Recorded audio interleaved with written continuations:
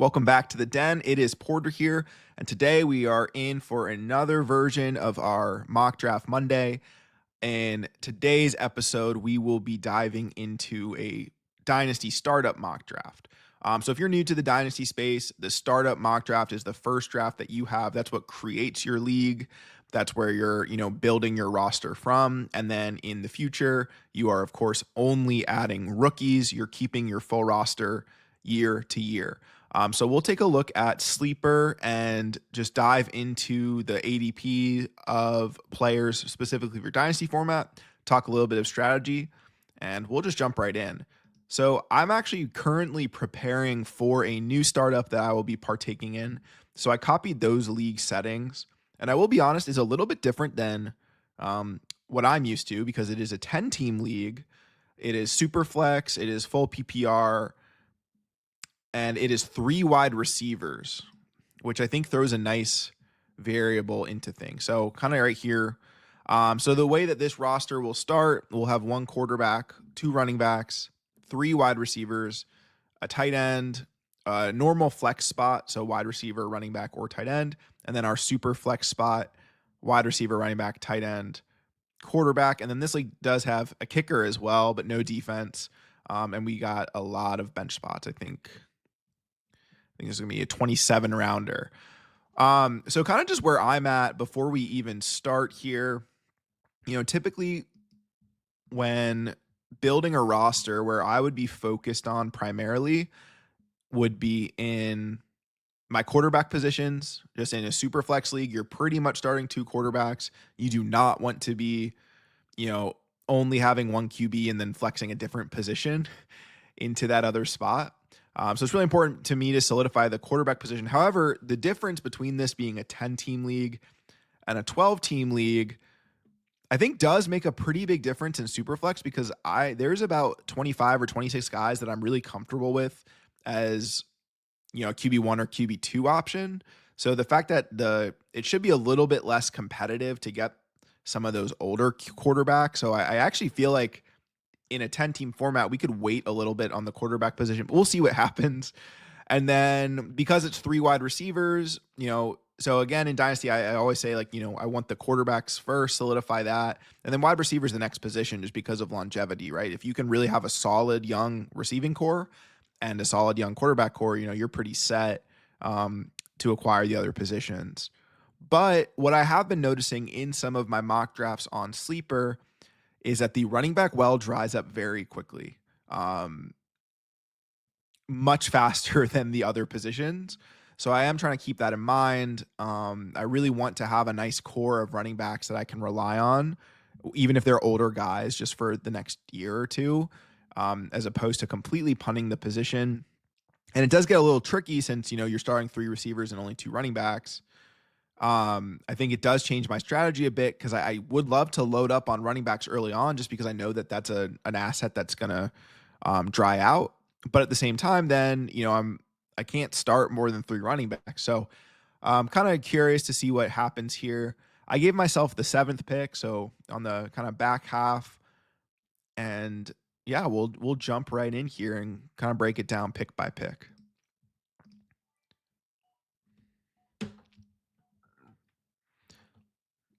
So our first 6 picks here, being super flex, of course, is very quarterback heavy.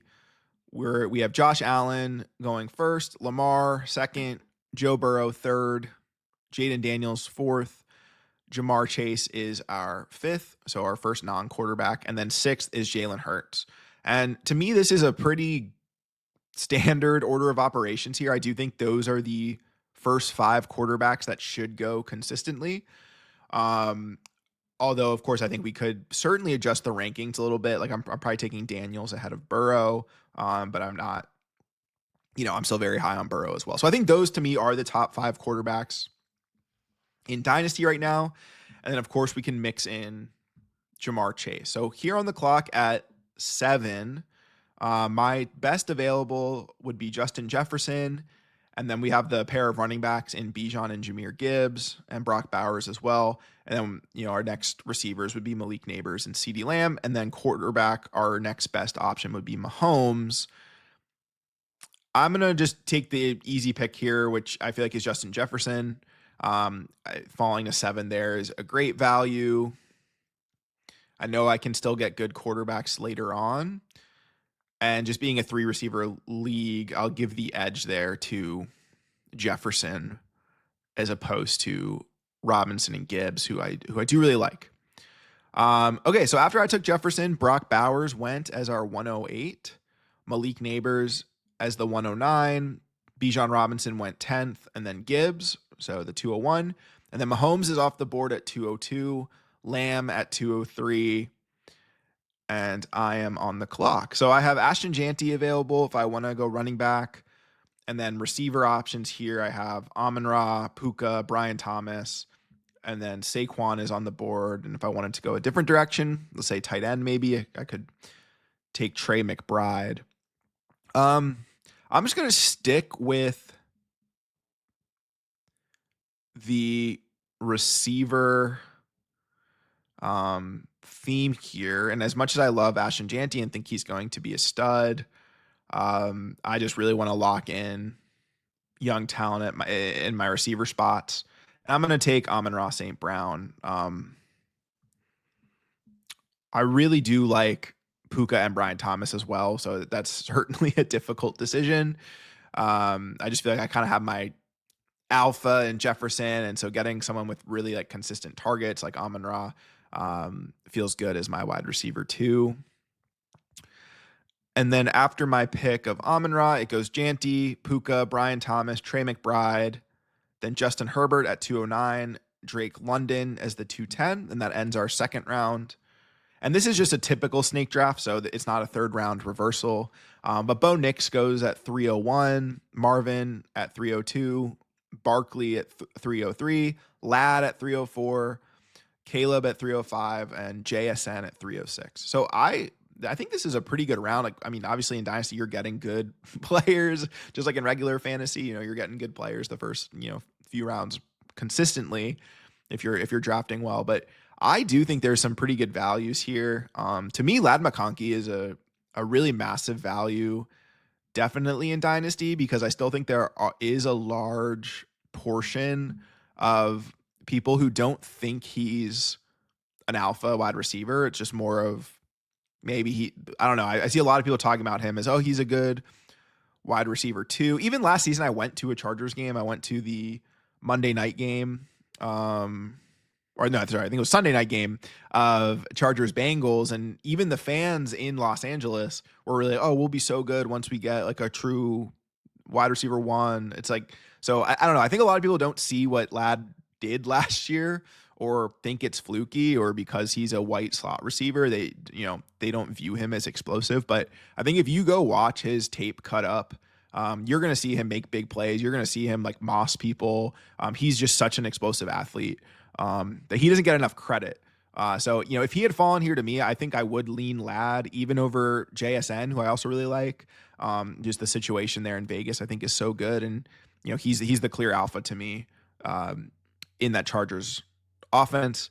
And what I'm trying to learn in Dynasty as well, the first time I ever did a startup, I was so in on the young quarterbacks where I potentially could have like tanked my team. Brock Purdy saved one of my rosters because I had Trey Lance, so I ended up getting Purdy out of desperation. But like, taking some of these guys who are completely unproven, even if we have high expectations for them, can be risky in your startup. So as much as I love Caleb Williams, like this is just, it's hard to justify taking some of these guys over the skills players, even in Superflex. So this is where I am struggling a bit already. Of obviously my team does not have a quarterback. So I'm looking at the board. I got Nico Collins available, Amarian Hampton, and then if I want to go quarterback, I could take May or Stroud, and then I also got some other guys on the board. I got Achane, Bucky Irving, Garrett Wilson, Travis Hunter. So for me, I don't know. Like I love Drake May and I really like Stroud. It's just I think I can get that type of production fairly later, and I may regret that. So this is weird because it's Superflex draft and have yet to take a quarterback. But I'm gonna lock in. I'm gonna get 3 stud receivers here. And I'm gonna take Nico Collins. And I think Jefferson, Amon-Ra, Nico Collins is a pretty deadly trio in a 3 wide receiver format. So I'm feeling really good about that. And I'm just going to live with the other positions for now, and hopefully we can gain some ground. So after Collins, it goes Hampton, then Stroud and Mago, and then Achane, Bucky Irving, Tet McMillan on the way back. And so here I have Garrett Wilson, Travis Hunter, A.J. Brown. I might regret my decision a little bit, seeing that I could have gone, maybe I would have gone like Achane or Hampton and know that Brown would have fallen back to me. Man, so this is again the debate. I'm high on Breece Hall. Just made that value video on him. But I think I do love AJ Brown. I think he's undervalued because of his age. I think he's only 27. But like we were talking about when we did our mock draft last week, he's going as a top 20 redraft pick. And here we are sitting in, mid round 4 of our startup. So maybe a little unconventional. I haven't done this in any of my sleeper mocks, but 3 receivers plus my flex. Let's just absolutely dominate the wide receiver market here. And I'm going to take AJ Brown as my 4th player. And so after Brown so far here goes Jordan Love, Garrett Wilson, then Jonathan Taylor, then Breece Hall, then Sam Laporta, Quinshon Judkins, then Travis Hunter, then Kyren Williams, Kyler Murray, Trevion Henderson, T. Higgins, and Rashee Rice go as well. So now I'm feeling a little bit better because my other wide receiver targets were Higgins and Rice. Higgins, like AJ Brown, he's a top 20 redraft pick right now. And I think Rashee Rice is a big injury discount. So those are 2 guys that I think are probably top 15 wide receivers this season that you can get in round 5 of your dynasty draft. So now I'm going to start zigging while everyone else zags, I guess, here. And I'll lean in on some of these older running backs. Dynasty is all about like trying to win now. You don't want to only draft young players. I have a decent mix. I'm actually on the older end here. Even though I love my receiver core, they're all 25 and older. So I should still be good there for a while. So I kind of want to take McCaffrey here. Just why not get someone who can win the league? Is his injury stuff concerning? Yes. But I'll take that risk here in round 5. So CMC is off the board. And after him, we got Baker Mayfield, then Derrick Henry, and Cam Ward to end round 5. And then at 6:01, we have James Cook, 6'2", Josh Jacobs, Rome Odunze, 6'3", and I'm back on the clock here at 6'4". And so far, my team is McCaffrey's my RB1, and then my receiving trio here is JJ, Amon-Ra, and Nico, and then I'd be flexing AJ Brown. So I'm feeling pretty good about this team, despite not having quarterbacks yet. And if you watched my values video, there's definitely some older guys I am targeting. So I could fill in my RB2 spot here with Chase Brown. Or lean in on a younger running back, maybe like a Ken Walker, an RJ Harvey, or a Caleb Johnson. But I'm actually going to just lock in my QB1, and I'm going to take Brock Purdy. It's possible that in a actual draft that Purdy would fall back to me, depending on, if everyone has 2 quarterbacks, they may not feel like that's the investment they want to make. But Brock Purdy to me is a solid QB1. Last year, when seemingly everything went wrong for him, he still averaged, I think it was 17.8 points per game. So that if that's his floor, feeling pretty good about Purdy. He is going to be higher in my quarterback rankings than I think he is on most people's. But my thing with Purdy is that, there's so much talk about how for quarterback, when you're drafting quarterbacks in the NFL, you're looking for traits. So someone with like a big arm like Herbert or Drake May, someone with just like elite out of structure play like a Patrick Mahomes. Uh, like all of these guys have different traits. Jaden Daniels just electric runner, and Lamar and Josh Allen, very physical. Even though he wasn't accurate in college, they felt like that was something they could develop. What I think gets underlooked a lot as a elite trait is processing. And that is Brock Purdy's elite trait. That's something he does better than almost anyone in the NFL is read the field and make the right read. So we can, lean in a bit to the system quarterback narrative. Which personally, I don't think that's necessarily a bad thing. I think every quarterback to an extent is a system quarterback. Do you fit with that coach and that scheme? And for Brock Purdy, it's just the match made in heaven with him and Kyle Shanahan. And that's reality. And now we have contract insulation where he's locked into play and a no trade clause until he's 30 years old. So we have 5 years of him tied to Kyle Shanahan. And I know that a lot of their skills players are aging, CMC and Kittle specifically, and now Debo's gone. And you have like Ayuk coming off injury. But this regime in San Francisco has shown that they're still trying to add to the offensive side of the ball. So they spend a first round pick on Ricky Pearsall last year. They're showing that despite having these weapons, they don't want that to become a problem. They're going to address it before it does become a problem, which is what good teams do. So for me, Purdy is in the perfect system for him. He's now locked in. He has a great contract, 5 years, no trade, tied to Kyle Shanahan. I'm taking that. And for me, I'm going to do a quarterback ranking video this week as well.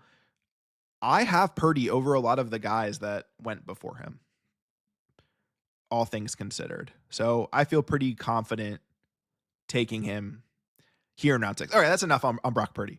But after Purdy at 605, we have Devontae Smith go, RJ Harvey at 6'6", Chase Brown at 6'7", Xavier Worthy at 6'8", Ken Walker 6'9", Tyler Warren to end our 6th round at the 6'10". And then so far to start in round 7, we have DJ Moore as our 701, Zay Flowers as our 702, Caleb Johnson as our 703, who's certainly a target of mine on this way back here.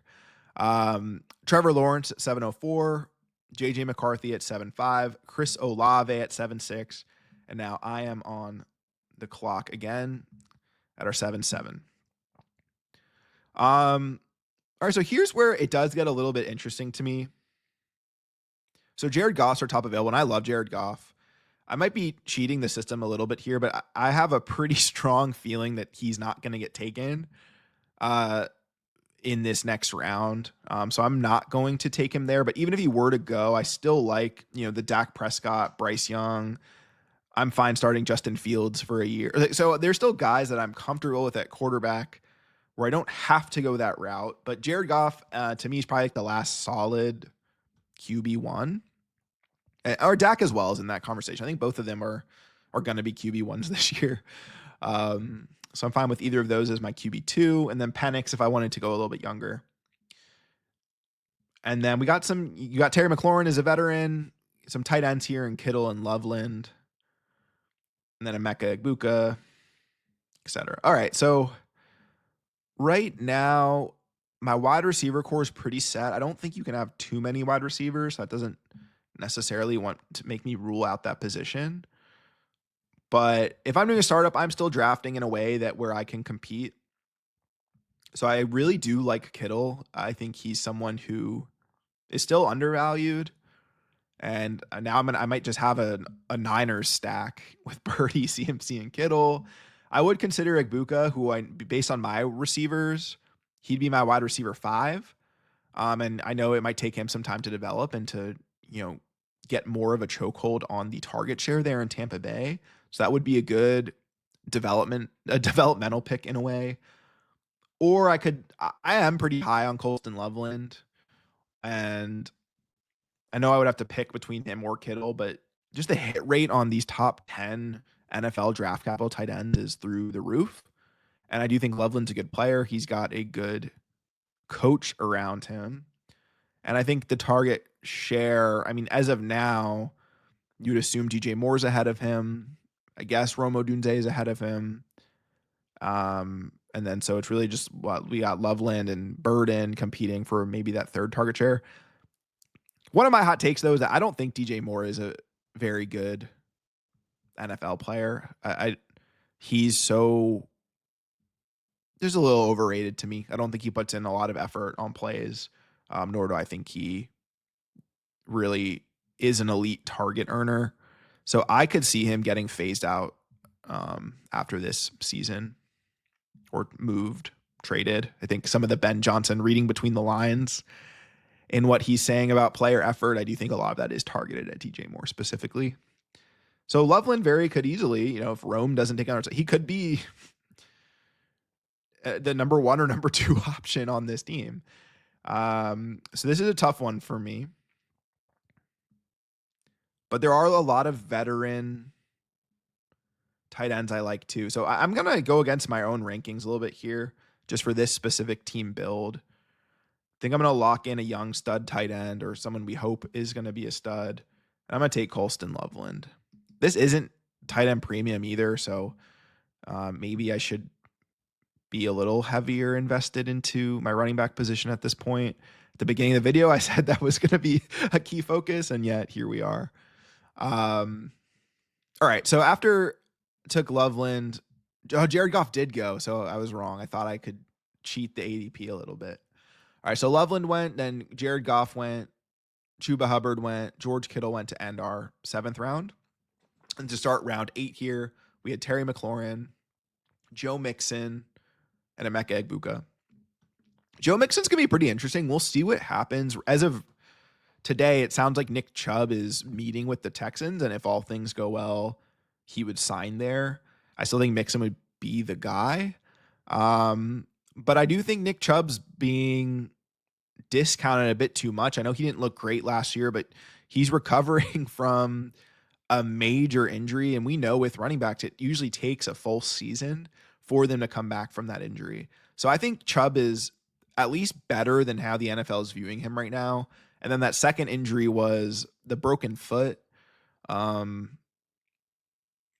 I can't react too much here to his social media posts, but he's looking explosive in the gym. He really is.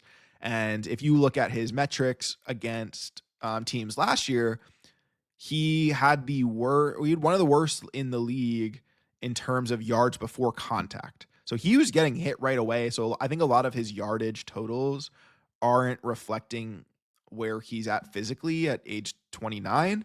I think they're still looking a bit at he couldn't get much going on the ground. Even like with that Cleveland team that's known to have good line and good run game, they weren't opening things up for him, and he was getting hit early on. But I still think Mixon would be the guy there. I was high on Woody Marks as a third down change of pace back. Chubb being there changes that a little bit. It's going to be an interesting rotation. And that line's just really bad in Houston. So it's one of those fantasy situations where I think it's just bad for everybody. It's bad for Mixon. It's bad for Chubb. It's bad for Woody Marks. But ultimately, I get good for the Texans to have, 3 decent options there. All right. So Loveland went there at the 7. I took Loveland. We're up through Egbuka here. So I'm looking at the board. I have Michael Penix, who I do believe in. He'd be my top quarterback available, and I do need some quarterback help so far. But we still have guys like Dak, Bryce Young, Fields. Even if I wanted to get older, like the Geno Smiths. So there's still plenty of quarterbacks I'm comfortable taking. Will that be the best quarterback team build? Certainly not. So, but I am going to just wait on quarterback and see what I can do. And that well is drying up like I said it would here at running back. So I'm going to take Alvin Kamara, because after him in our running back availability, it's David Montgomery, Isaiah Pacheco, Cam Scatabo. So I think there's a pretty big drop off here after Kamara, who's, as a pass catching running back, I think he should have more longevity. He's 29 years old, but if I can just get, 2 good seasons out of him, I'm happy taking him here in the 8th. So after Kamara, Hawkinson goes as our 8-5. Then DK at 8-6. Jordan Addison at 8-7. Matthew Golden at 8-8. Jamison Williams at 8-9. George Pickens at 8-10. Isaiah Pacheco at 9-1. And then Tyreek Hill at 9-2. And Jalen Waddle at 9-3. Both those Dolphins guys to me are massive values. Mike Evans at 9-4 as well. Just the fact that you can get these guys this late, despite the age, like those are perfect wide receiver targets. And then Brian Robinson and David Montgomery both go. Probably the last two running backs you'd feel really decent about taking. Actually, that's not true. Because we still have James Conner on the board, who I do like. I think this is the part where quarterbacks aren't really going to go if everyone has 2 or 3 of them. So definitely take advantage of knowing your league. And of course, this is just a CPU, so it's not really knowing my league. But it's understanding what I think I can get. I still like a lot of wide receivers at this stage of the draft. And I'm concerned with McCaffrey and Kamara both being older. Still feeling great about my receivers. So I just want to add some more depth to my running back room. And I'm just going to add another old guy to it. I really am. I think in this league, my strategy would be just ride out these old guys and address running back with my picks, whether that's trading them or drafting in the future, just knowing that that's my position of need. So I'm going to take James Conner, which is a reach here, but I don't know if he'll make it back to me. And even though I have 3 old guys, I feel great about all 3 this year. And that's the lens I'm going to look at. And then, all right, so after I took Conner at the 9-7, Cam Scatabo did go, then Mark Andrews, and then Jerry Jeudy to round out the 9th. Mark Andrews, another guy that I think you can get pretty discounted. I think he can still very well be a mid to higher end tight end 1. I mean, he led all tight ends last year in touchdowns, so it's not like he's lost so much of a step. But he was weird last year, coming back from the injury, and then even had the car accident. So I kind of want to forgive some of his first half mistakes. And of course, he had the unreal blunder in the playoff game, dropping a pass that they needed on, I think it was a 2-point conversion. So it's unfortunate that he's had the struggles he did last year, but ultimately I think you're still getting good production out of him. And then to start our 10th round, Luther Burden, Jaden Higgins, and Devontae Adams.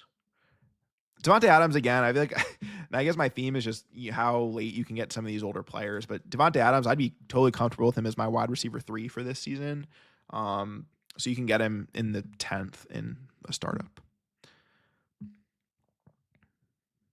All right, so looking at the board, I have Michael Penix, Dak Prescott, Bryce Young, Justin Fields. I do need to address quarterback pretty badly here.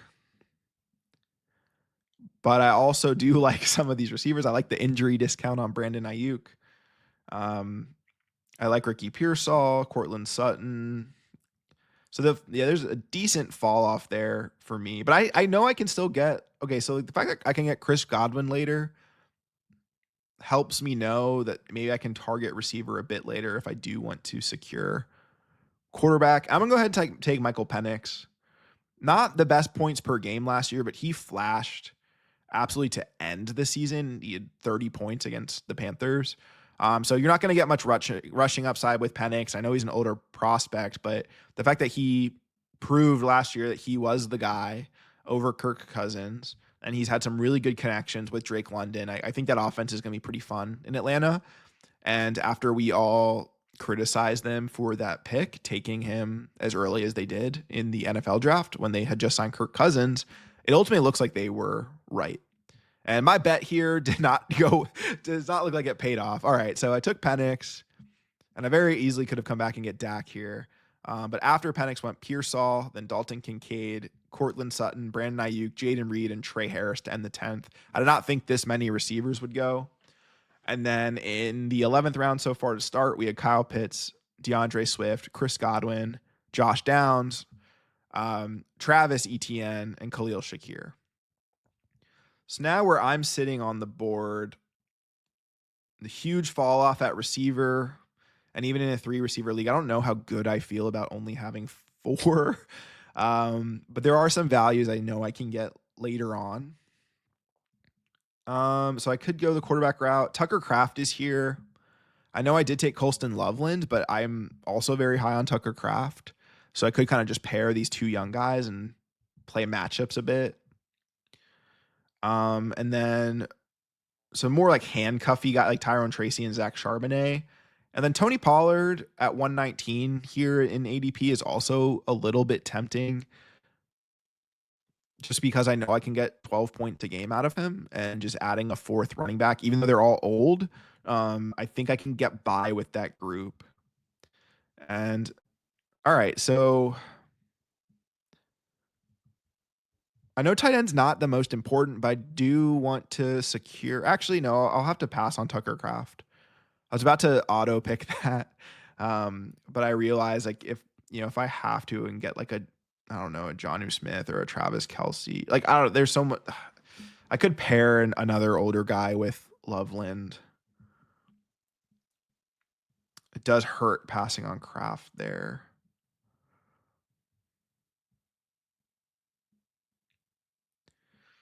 Man, I'm conflicted here. So right now, my debate, it is still Kraft's still certainly in the mix. But I do like Pollard again, just secure that. Jack Besh, if I want to get a younger receiver that I'm higher on, big fan of his. And then Aaron Jones, I think another sneaky play here. And Trey Benson be a great handcuff to James Conner for me. And I do think Trey Benson is. We'll pull up his stats from last year. His yards per carry last year was 4.62. I do like looking at yards per carry at least as a baseline metric. Like he was an efficient runner despite not doing much on the ground, and Connor still dominating that. But all the reports and coach speak that we're getting at this phase is that Benson and Connor are really going to be more of a 1A, 1B. So I could see him being heavily involved. It's going to get a little bit risky here to see if he makes it back to me. But I'm just going to lock in my 3rd quarterback here. I'm going to take Dak. I'm going to get another guy I think is a QB1. Just who knows what's going to happen. And we are back on the clock. All right, so I took Dak at the 11-7 after much debate there. And then after Dak, it went Keon Coleman, Jack Besh, Tucker Kraft to end our 11th round. And then to start round 12 here, it was Tracy, Charbonnet, Jonnu Smith. And I'm back on the clock, and I'm going to take a running back here, but now I really need to debate which one it is going to be. Do I want to take Tony Pollard or Aaron Jones and get a veteran that I think can add some good depth, or Trey Benson, who I'm not going to get much out of this year, but if Connor goes down, I think that's a good handcuff. So just because I have so many older running backs, I will take Benson just at the off chance that he becomes a starter. Like if this is Connor's last year, let's say, or I know he just has like a 1-year extension. So if James Conner were to stop playing this year or next, I do think Trey Benson's next in line. I feel good enough since they could have addressed the running back position further, particularly with this draft class, and they did not. So I will take Trey Benson there. It could bite me, but who knows? Got to play the odds and think about upside a little bit when you're doing these exercises. Okay, so after Trey Benson at 12-4 went David Njoku, Najee Harris, Aaron Jones, Tony Pollard, Calvin Ridley, and Michael Pittman to end the 12th round.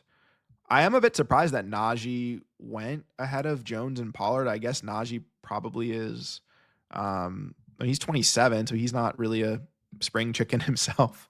But I think I'm getting more production out of Jones and Pollard this year than Harris. So I'd probably lean those vets. After Pollard, Ridley, then Michael Pittman to end round 12. To start round 13, it was Bashal Tutin, Travis Kelce, Juwan Jennings, Isaiah Likely, Jake Ferguson. So a nice little tight end run. And then Jalen Warren was the pick right before me at 13-6. And I am back on the clock here. So I already have 3 quarterbacks. I probably will want a 4th. But there's this group that's left is all very similar to me, like Bryce Young, Jackson Dart, even like Tua or Darnold. And then Justin Fields is the fun wild card because I probably view him less than the rest of the group, but I know that if I play him this year, he could help me win my league with that rushing upside. And then we have some wide receivers like Jacoby Myers, Deebo Samuel, Cooper Kupp, Kyle Williams. So definitely in the more dart throw territory for these receivers.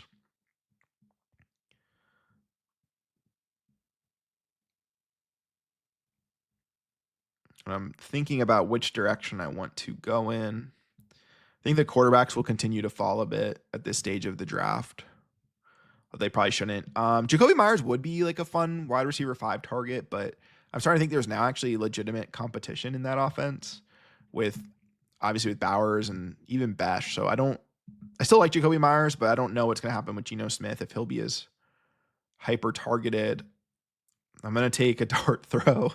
Probably should just take the safe option, but I'm going to go Kyle Williams, a player that I really like. It's looking great in OTAs. All the reports are really good, and whoever's going to emerge as Drake May's number 1 receiver is someone I'm going to want on my fantasy teams.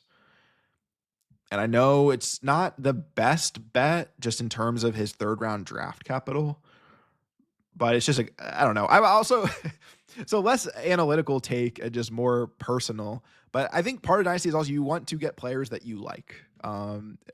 Get your guys is a very fair strategy in Dynasty. You're stuck with them forever, unless you're making some trades.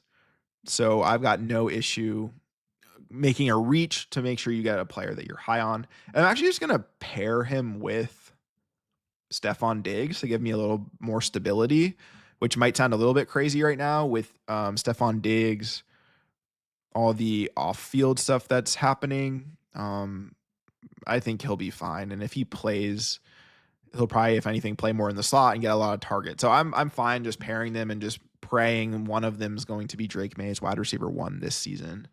Okay, so after I took Williams at the 1307, it went Tajay Spears, Deebo Samuel, Cooper Kupp to end the 13th round. And then the start of round 14 here is Jalen McMillan, then Jacoby Myers, Ramondre Stevenson. And then I took Stephon Diggs.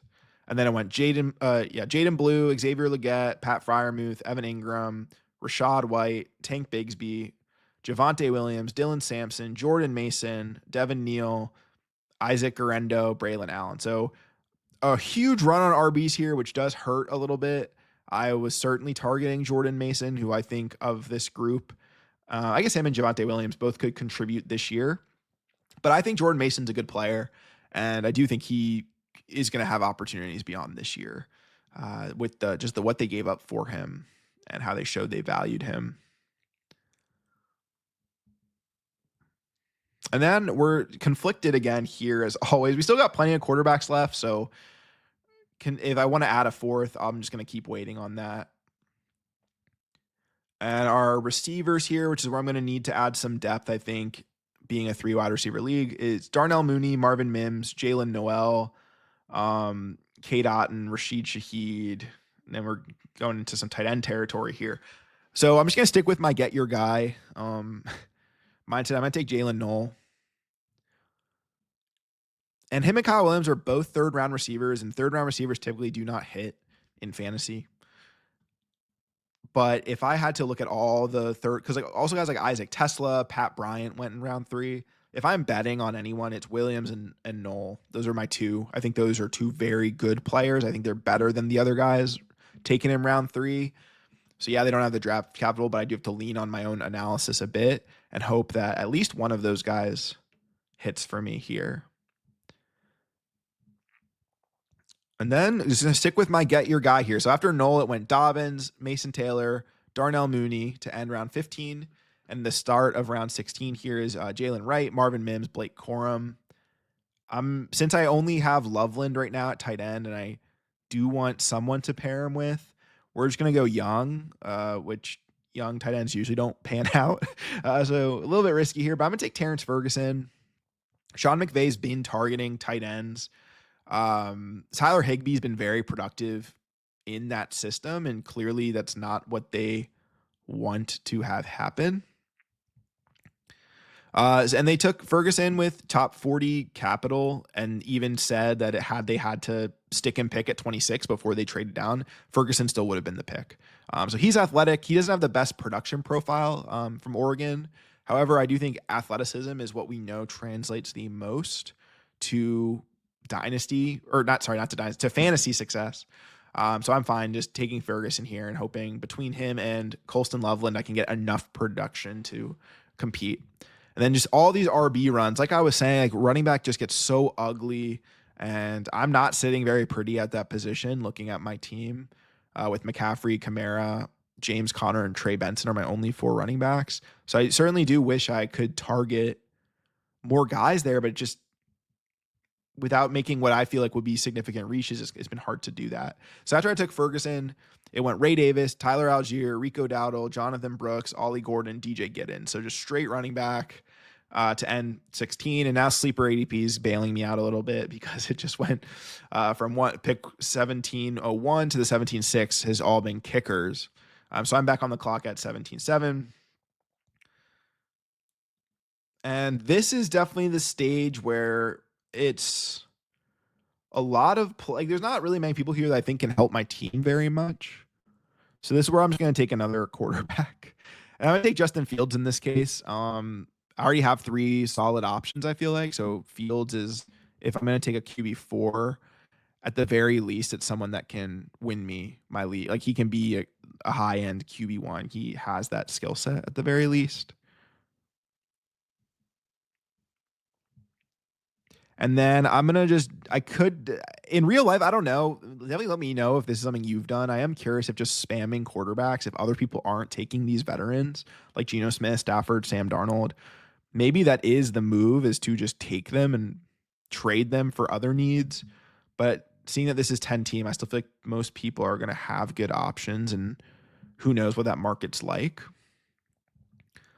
I'm going to take Cedric Tillman here. He's like the last receiver on the board that I think has high upside. What I saw from him last season was Nico Collins-esque in that lovely 3-game stretch that he had. So if he could be a late breakout, or if there's going to be a late breakout from this group, I think he has the highest ceiling. After Tillman, now all the quarterbacks go. So Darnold, Richardson, Geno Smith, Jalen Milroe, Matt Stafford, Tyler Shuck, Shedeur Sanders, and then Dallas Goedert, Elijah Arroyo, Cade Otton, Rashid Shaheed, Wan'Dale Robinson, and I am back on the clock here. And I'll try to just fly through these rounds a little bit more. I think at this stage, it's kind of just taking players you like. I might have to do some reaching for running backs, just knowing that I don't have a ton there, despite really not wanting that to happen. But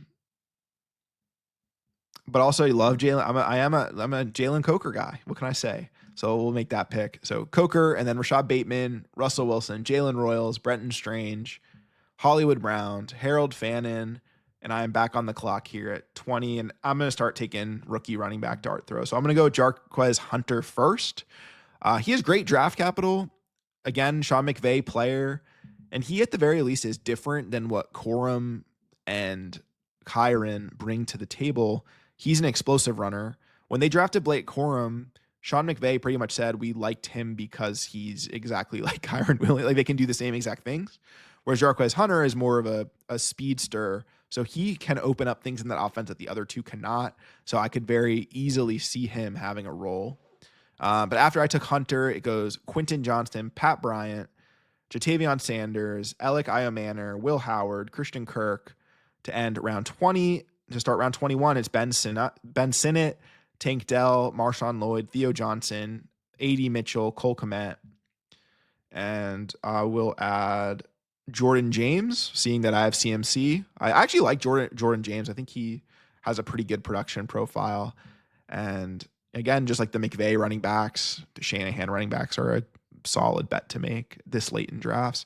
So after Jordan James, it's Aaron Rodgers, Jerome Ford, Romeo Dobbs, Chigo Okonkwo, Trevor Etienne, Demario Douglas.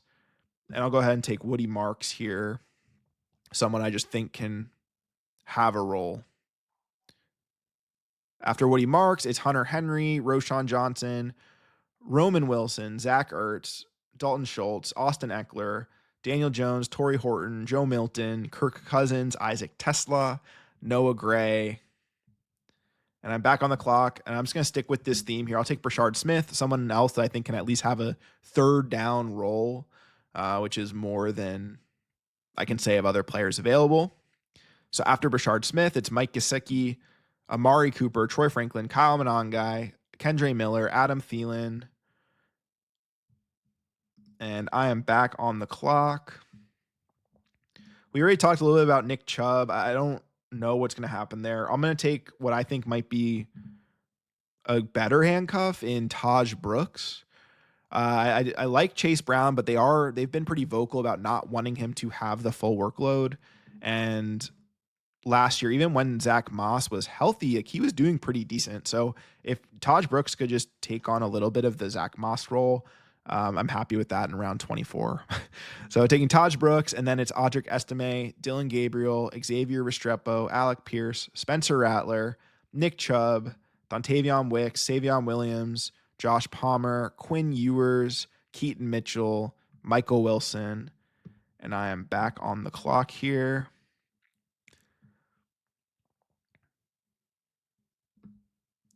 I'm just gonna keep taking these handcuff running backs and just hope that I can get through a season or two. So I'll take Will Shipley.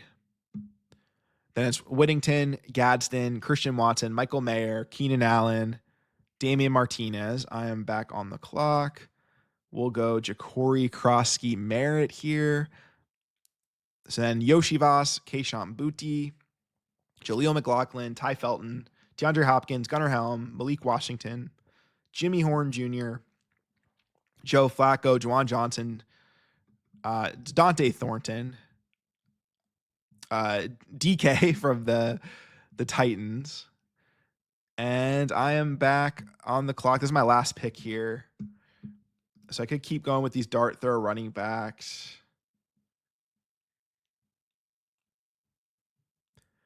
Let me take, I don't know. I'll have to drop someone here for a kicker anyway. I'm going to take Jermaine Burton, someone that I liked last year. Obviously, it's all off field and mental with him right now. But if there's a chance he puts it together, I'm fine taking a flyer on that last pick. All right, so let's see how I did here. I'm going to break down my roster. I don't even know what my gut feeling is right now. I feel okay about the draft. Definitely wish I had more depth at running back and receiver, but so does everyone who, drafts in these leagues. So just hopefully I did enough here. So my QB1 is Brock Purdy. My running backs are McCaffrey and Kamara. I have Jefferson, Amon-Ra, and Nico as my 3 wide receivers here. Loveland at my tight end.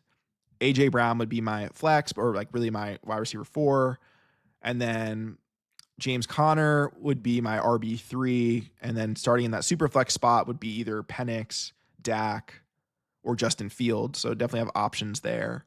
And then on my bench is Trey Benson, Kyle Williams, Stephon Diggs, Jalen Knoll, Terrence Ferguson, Cedric Tillman, Jalen Coker, and then this spam of handcuff running backs and Jarquez Hunter, Jordan James, Woody Marks, Brashard Smith, Taj Brooks, and Will Shipley. And Ja'Cory Krosky Merritt, and then a dart throw on Jermaine Burton. So all things said and done, I actually feel okay with this team.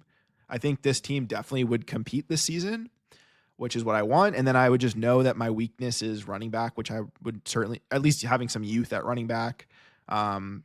So really aiming for those guys the next 2 draft classes, which might not have many great running back options, but feeling really good about that wide receiver core and feel good about having depth at quarterback and don't feel like I overpaid. I do wish I had maybe like a higher end QB1, but there's only so many of those guys. So to kind of roll it with Brock and Dak and Penix, and then having like a discount high end guy in Justin Fields who can, put up great fantasy numbers, I'm fine with that. So let me know how you think I did. I will be doing in the future, I do want to do a 12 team startup as well as like 12 team redraft and just kind of look at how that might change our strategy here. But let me know what you think. Let me know if you like my team, what picks were good, what picks were bad, what are some different directions you may have gone in. Thanks for tuning in, and I'll see you next time.